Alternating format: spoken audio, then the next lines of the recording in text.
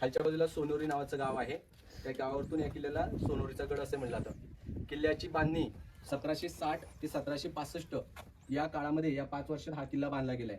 किल्ला बांधण्याचं काम जे तोफखान्याचे प्रमुख होते त्यावेळी आपल्या साम्राज्याचे, मराठा साम्राज्याचे, ते कृष्णाजी पानसे आणि भीमराव पानसे या 2 व्यक्तींच्या नेतृत्वाखाली या किल्ल्याचं बांधकाम झालं.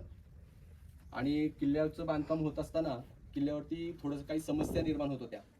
त्यावेळी किल्ल्याचं काम अपूर्ण राहत होतं, म्हणजे पडझड होत होती बांधकाम करत असताना. त्यावेळी असं सांगितलं जातं की नोंद अशी आहे की पानसेंनी जेजूरच्या खंडोबाला नवस केला की बाबा आमचं काम निर्विघ्नपणे पार पडू दे, मग किल्ल्यावरती तुमचं मंदिर बांधलं जाईल. ते एकमेव किल्ला आहे किल्ले मल्हारगड की ज्याच्यावरती खंडोबा मंदिर आहे. आपण येताना आता पाहिलं ते खंडोबा मंदिर. त्यानंतर उमाजी नाईक, ज्यावेळी इंग्रजांशी लढाई चालू होती त्यावेळी उमाजी नाईक यांनी या किल्ल्यावरती काही काळ आश्रय घेतला होता. त्यानंतर वासुदेव बळवंत फडके ते या किल्ल्यावरती काही काळ होते वास्तव्याला.